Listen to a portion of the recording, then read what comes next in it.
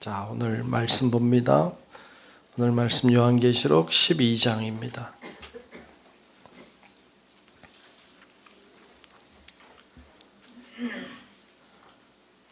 요한계시록 12장 1절로 끝절의 말씀 보겠습니다.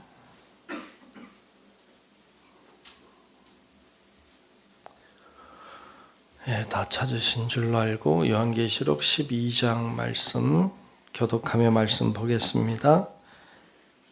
하늘에 큰 이적이 보이니 해를 옷 입은 한 여자가 있는데 그 발 아래에는 달이 있고 그 머리에는 12별의 관을 썼더라.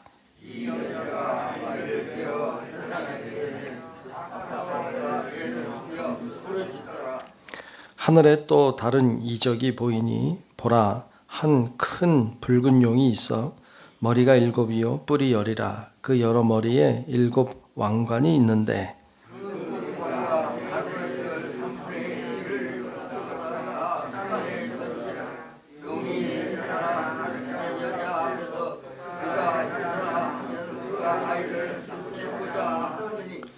여자가 아들을 낳으니 이는 장차 철장으로 만국을 다스릴 남자라.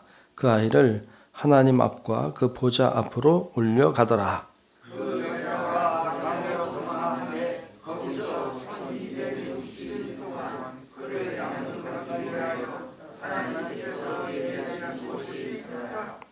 하늘에 전쟁이 있으니 미가엘과 그의 사자들이 용과 더불어 싸울세 용과 그의 사자들도 싸우나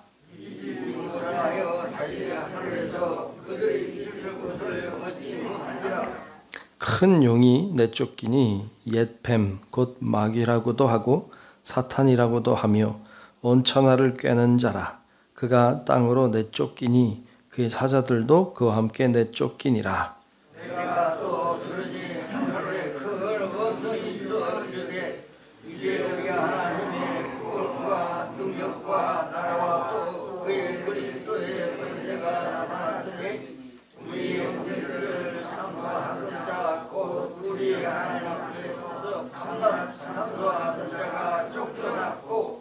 또 우리 형제들이 어린 양의 피와 자기들이 증언하는 말씀으로써 그를 이겼으니 그들은 죽기까지 자기들의 생명을 아끼지 아니하였도다.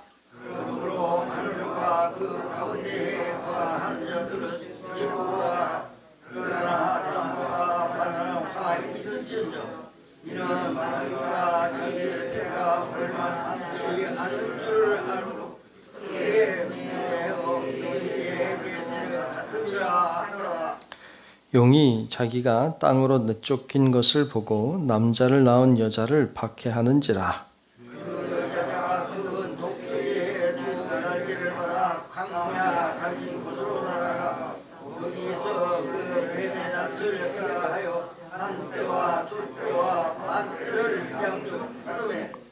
여자의 뒤에서 뱀이 그 입으로 물을 강같이 토하여 여자를 물에 떠내려가게 하려 하되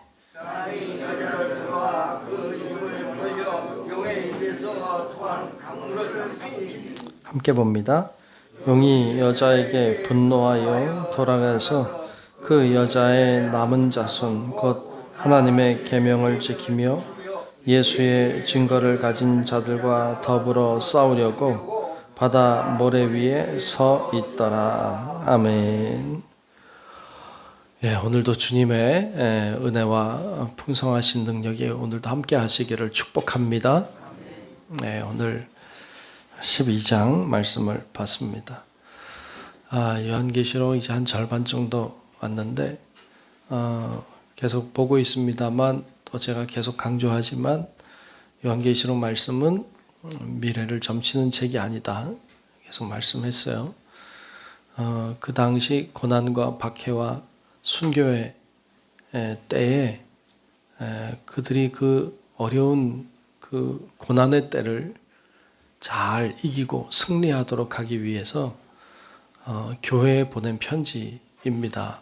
그리고 그 교회가 이 말씀을 보고는 분명히 용기를 얻고 소망을 가졌을 것이 분명합니다. 왜냐하면 우리가 계속 보고 있지만 뭔가 무시무시한 것 같고 뭔가 대단한 것 같아도 계속해서 말씀하시는 것이 있어요. 그것은 하나님의 사람들, 그리스도의 사람들을 하나님이 보호하고 그들을 지키시고 그들 가운데 역사하신다는 것을 계속 말씀하고 있기 때문이에요. 그래서 우리도 이렇게 요한계시의 말씀을 통해서 하나님이 우리를 도우신다. 우리와 함께 하신다. 이 은혜, 이 역사를 우리도 발견하고 또 믿고 깨닫고 그리고 그 힘으로 사는 은혜가 있기를 축복합니다. 오늘 말씀도 그런 이야기를 하고 있어요.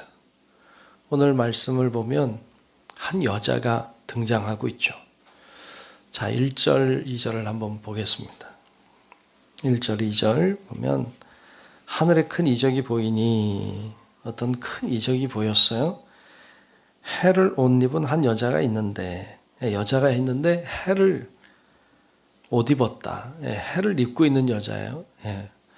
상상이 잘 안 되죠. 해를 어떻게 입고 있을까 이런 생각이 드는데 하여튼 해를 옷 입은 한 여자가 있는데 그 발 아래에는 달이 있어요. 그 머리에는 12별의 관을 썼더라 그랬어요. 해를 옷 입고 달을 발로 밟고 있고 그리고 12별의 관을 쓰고 있는 여자가 있는 거죠. 이런 여자의 모습을 봤습니다. 이 여자는 도대체 뭐냐? 정체가 뭐냐 말이죠. 여러분 참 이런 거는 요한계시록은 항상 상징으로 되어 있기 때문에 이 상징을 잘 해석해야 돼요. 그 시대 속에서 잘 해석해야지 이걸 마음대로 해석하면 되잖아요. 그죠? 여자가 뭐다 이렇게 해가 뭐다 이런 식으로 자기 마음대로 자기 원하는 대로 해석하면 다들 그런가 보다 할 거 아니에요. 그러니까 정신을 똑바로 차려야 돼. 요즘에 하나님의 교회라고 하는 이단들은 이걸 하나님이라고 보죠. 그러니까 여자인데 하나님이잖아요. 그래서 요즘에 하나님 어머니라고 얘기하잖아요. 하나님 어머니. 좀 기가 막힙니다. 듣도 보도 못한 하나님 어머니. 여기 봐라. 이거 여자가 나오지 않냐. 이 여자가 하나님 어머니다. 정신을 똑바로 차려야 돼요. 자기가 원하는 대로 그냥 해석하면 그런 거예요. 절대로 그렇지 않습니다. 이 말씀은 하나님 어머니를 얘기하는 게 절대로 아닙니다. 이 여인에 대한 해석이 여러 가지가 많이 있어요. 그런데 다 뒤로 하고 제일 중요한 것은 이 여인은 교회를 상징해요. 교회입니다. 교회. 어머니가 아니에요. 교회를 우리가 흔히 어머니라고 말해요. 교회를 어머니라고 말해요. 왜? 우리를 낳았잖아요. 그러니까 교회를 어머니라고 불러. 뒤에도 뒤에 가면 어머니라는 말 여인이 또 나오고 또 대하면 신부라는 말도 나와. 신부라는 말을 하나님 어머니라고 해석해요. 그들은. 근데 여러분 절대 그렇지 않아. 뒤에 나오는 여자, 신부 다 교회예요. 다 교회를 가리켜요. 그러니까 헷갈리지 마시라고. 하여튼 이 여인이 등장해요. 여인이 해를 옷 입고 있고 달을 밟고 있고 12개의 12별의 관을 썼어요. 여기서 해를 옷 입고 달을 밟고 있다는 것은 어떤 권위를 상징해요. 능력을 상징해요. 초자연적인 어떤 것을 상징하죠. 그리고 이걸 교회로 해석할 수 있는 가장 중요한 키가 12별의 관이에요. 12별의 관. 요한계시록 1장에 보면 요한계시록을 시작하면서 1장 마지막 절에 12별을 12교회의 사자라고 분명히 말하고 있어요. 그러니까 여기 별이라고 하는 것은 교회의 사자들을 가리켜요. 교회의 목회자들을 가리키죠. 그러니까 그 목회자들이 있는 그곳은 교회를 가리켜요. 근데 이 여자가 아이를 베어 2절에 보면 이 여자가 아이를 베어 해산하게 되매 아파서 애를 쓰며 부르짖다. 해산하게 됐어. 애를 낳는 거예요. 이 교회는 단순히 기독교만을 상징하진 않아요. 이 교회는 좀 큰 의미의 교회예요. 어떻게 보면 우주적인 교회죠. 왜 해와 달을 품고 있죠. 그러니까 이 교회는 단순히 이 땅에 있는 교회만을 얘기하는 게 아니라 우주적인 교회. 전 우주를 어떻게 보면 관할하는 교회. 그래서 이 교회는 단순히 우리 기독교만이 아니고 그 당시에는 유대교도 기독교라고 봤거든요. 그러니까 그런 어떤 큰 의미의 이스라엘을 포함하고 있는 큰 의미의 교회를 가리키죠. 그 교회가 우리 교회가 어디서 나왔어요? 우리 교회가 사실은 유대교에서 나온 거잖아요. 예수님도 유대교인이었으니까. 그러니까 유대교, 이스라엘 이런 큰 의미의 교회 거기서 예수가 나왔죠. 그러니까 여기서 이제 해산하게 돼서 배가 아파서 뭘 해산해요? 예수를 낳는 거죠. 그리스도를 낳는 거죠. 고통이었죠. 자, 이 형상을 봤어요. 그리고 3절부터 보면 한 용이 등장하죠.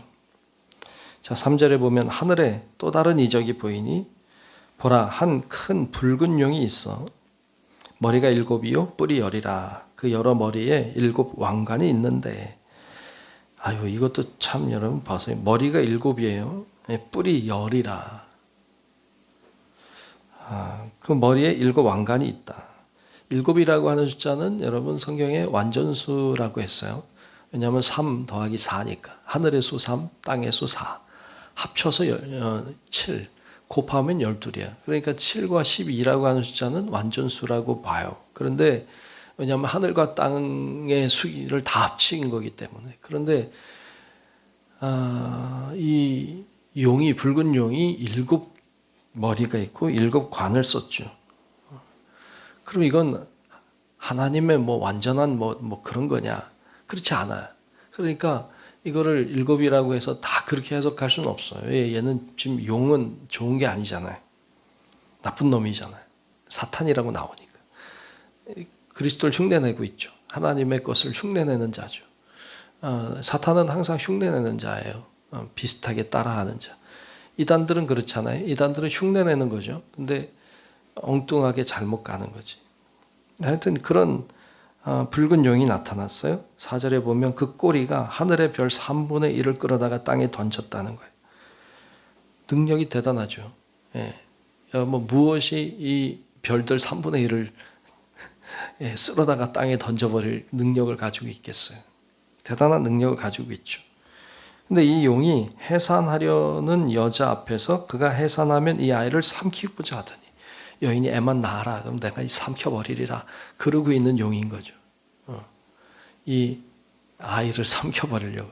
이 아이는 우리가 예수라고 얘기했잖아요. 예수 그리스도. 예수 그리스도가 이 땅에 태어나면 삼켜버리리라. 먹어버리리라. 그리고 지금 기다리고 있는 거예요.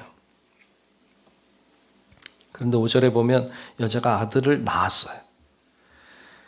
삼켜버릴 위기에 처한 거죠. 근데 이는 장차 철장으로 만국을 다스릴 남자라. 철장으로 만국을 다스릴 남자는 예수예요. 예수 그리스도를 낳은 거죠.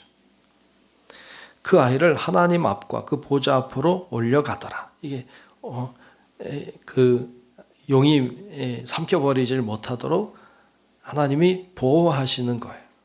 하나님 돌보시는 거죠. 그래서 아이를 삼킬 수가 없어요. 용이 감히 대적할 수가 없어요. 대단한 능력을 가지고 있잖아요.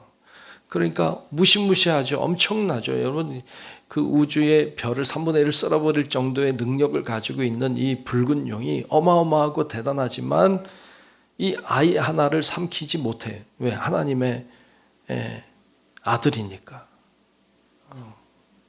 죽음이라고 하는 것이 엄청난 권세를 가지고 있잖아요. 근데 예수를 삼키지 못했어요. 예수님이 뚫고 승리하셨죠. 부활하셨죠. 그러니까 대단한 능력을 가지고 있어요. 무서워요. 엄청난 능력을 가지고 있어요. 하지만 예수를 어찌할 수가 없어요. 이게 붉은 용의 한계죠. 한계. 그러니까 우리 그 당시에 수많은 사람들이 고난을 당하고 박해를 당하는 때에 그 고난을 주고 박해를 가하는 자들의 능력이 얼마나 대단해 보였겠어요. 그들 앞에서 죽을 것 같잖아요. 그들 앞에 견딜 수가 없잖아요. 그런데 그들이 아무리 대단해도 하나님의 아들을 어찌할 수가 없더라 말이죠. 우리가 어떤 고난과 어떤 박해를 받고 있어도 하나님이 우리를 보호하신다. 붉은 용처럼 막 우주를 쓸어버릴 것처럼 능력을 가지고 있어도 우리를 어찌할 수 없다. 이런 메시지를 던지고 있는 거죠. 그러니까 이 말씀을 봤을 때, 야, 붉은 용 대단 무섭다. 근데 뭐 할 수 있는 게 없구나. 이런 걸 알게 되는 거죠.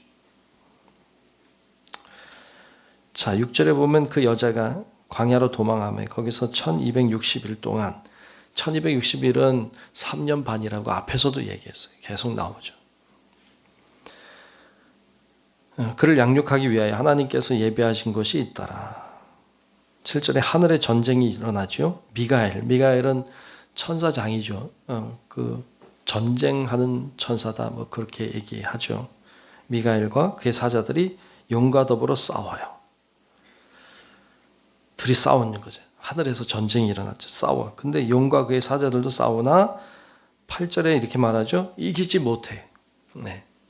이 천사를 이기지 못하죠. 그래서 다시 하늘에서 그들이 있을 곳을 얻지 못한지라. 하늘에서는 하나님이 이겼어요. 승리했어요. 그래서 하늘에서는 이 용이 있을 자리가 없어졌어요. 졌으니까. 그래서 어디로 와요? 땅으로 와요. 그래서 9절에 보면 큰 용이 내쫓겨요. 옛 뱀, 곧 마귀라고도 하고 사탄이라고도 하며 정확히 알려주죠. 그 용이 마귀다 사탄이다. 그리고 온 천하를 꿰는 자라. 꿰다는 게 유혹하는 거잖아요. 온 천하를 유혹하는 자다. 그가 땅으로 내쫓기니, 땅으로 내쫓겼어요. 그의 사자들도 그와 함께 내쫓기니라. 그래서 이들이 어디에 있어요? 땅에 있어요. 이 땅은 두 가지 의미를 품고 있는데, 땅은 우리가 사는 이 땅을 가리키기도 하고 악한 영이 지배하는 땅, 곧 지옥과 같은 곳을 상징하기도 하죠. 그래서 이 땅에 왜 이렇게 고난이 있느냐? 왜 이 땅에 이렇게 불의한 일들이 있느냐? 왜 이 땅에 이런 좋지 않은 일들이 일어나느냐? 악한 영이 이 땅에 있기 때문이다. 하늘엔 없다. 하나님의 나라엔 없어요. 하나님의 나라에서는 이미 미가엘이 승리했어요. 그러니까 거기는 악한 영이 역사할 수 없어. 근데 이 땅은 내쫓김을 당한 곳이야. 그러니까 이 땅에는 고난도 있고 불의한 일도 있고 박해도 있고 어려움이 있는 거죠. 악한 영이 있으니까. 10절에 내가 또 들으니 하늘에 큰 음성이 있어 이르되 이제 우리 하나님의 구원과 능력과 나라와 또 그의 그리스도의 권세가 나타났으니 우리 형제들을 참소하던 자 곧 우리 하나님 앞에서 밤낮 참소하던 자가 쫓겨났다. 11절에 또 우리 형제들이 어린 양의 피 그리고 자기들이 증언하는 말씀으로써 그를 이겼다. 그러니까 그리스도의 피와 말씀으로 이길 수 있다. 참 여러분 그 순교하는 자들이 붙잡은 게 뭐겠어요? 이거잖아요. 그리스도의 피 그리고 하나님의 말씀 이거 붙잡고 이겼잖아요. 이거 붙잡고 순교하는 길도 기꺼이 갔잖아요. 죽음의 길도 갔잖아요. 그들은 죽기까지 자기들의 생명을 아끼지 아니하였도다. 그거 붙잡고 간 거예요. 그러니까 이 말씀을 읽는 사람들의 입장에서 보면 내가 아는 사람, 뭐 내 아버지, 내 어머니, 내 자녀, 내 친구, 내 교우들 이런 이들이 순교하고 막 죽어가는 그런 고난과 박해의 때 피로 그리스도의 피를 붙잡고 말씀 붙잡고 기꺼이 생명을 아끼지 아니하고 그 길로 나아갔던 자들을 보는 거죠. 12절에 그러므로 하늘과 그 가운데 거하는 자들은 즐거워하라. 그렇죠? 왜? 하늘에 있는 자들 거기는 악한 영이 떠나갔으니까 도망갔으니까 졌으니까 하늘에 거하는 자들 순교하고 이제 하나님의 나라에 간 자들 그들은 잘 있을까? 그들은 정말 하나님 품에 갔을까? 여기 보면 하늘과 그 가운데 있는 자들은 즐거워한다는 거죠. 그러나 땅과 바다는 화 있을진저 이는 마귀가 자기의 때가 얼마 남지 않은 줄을 알므로 크게 분내어 너희에게 내려갔음이라 하더라. 우리 가운데 있다는 거죠.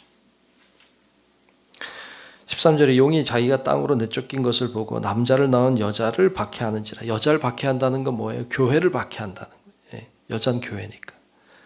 여자를 박해해요. 그 여자가 그런데 큰 독수리의 두 날개를 받아. 여러분, 독수리의 날개는 시편에도 많이 나오지만 보호하는 도구로 많이 쓰잖아요. 그렇죠? 표현으로.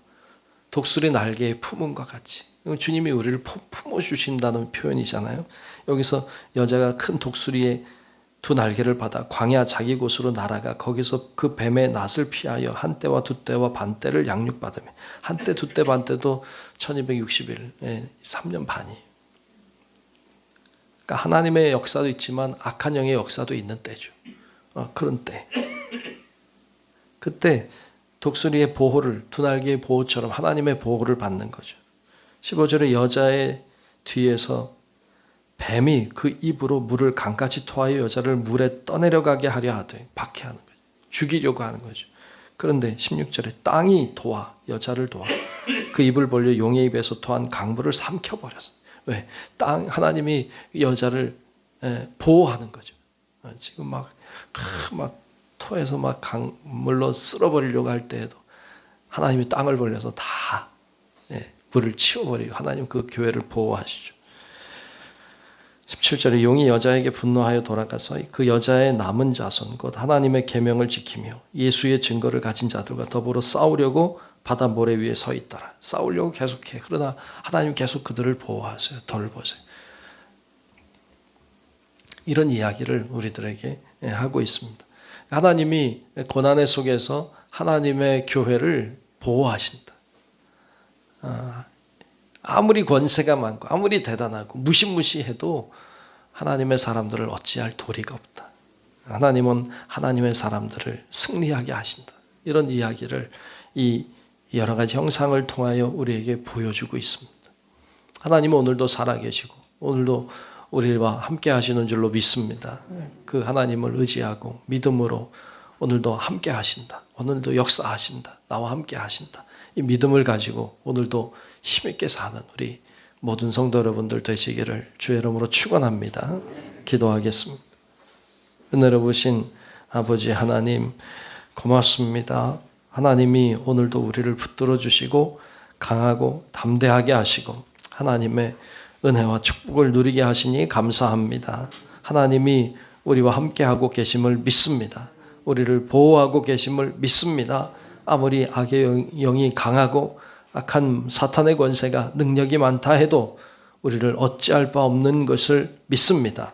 하나님이 우리의 주인이시며 우리의 모든 것이니 하나님을 붙잡고 믿음으로 살아 승리하게 하여 주옵소서. 오늘도 기도의 제목들을 가지고 간구하는 우리 사랑하는 성도들을 기억하시고 큰 은혜를 더하여 주시고 오늘도 기도에 응답이 있고 주님과 함께하는 삶이 복되게 하여 주옵소서. 예수님의 이름으로 간절히 기도하옵나이다. 아멘. 하늘에 계신 우리 아버지여, 이름이 거룩히 여김을 받으시오며 나라가 임하시오며 뜻이 하늘에서 이루어진 것 같이 땅에서도 이루어지이다. 오늘 우리에게 일용할 양식을 주시옵고 우리가 우리에게 죄 지은 자를 사하여 준 것 같이 우리 죄를 사하여 주시옵고 우리를 시험에 들게 하지 마시옵고 다만 악에서 구하시옵소서. 나라와 권세와 영광이 아버지께 영원히 있사옵나이다. 아멘.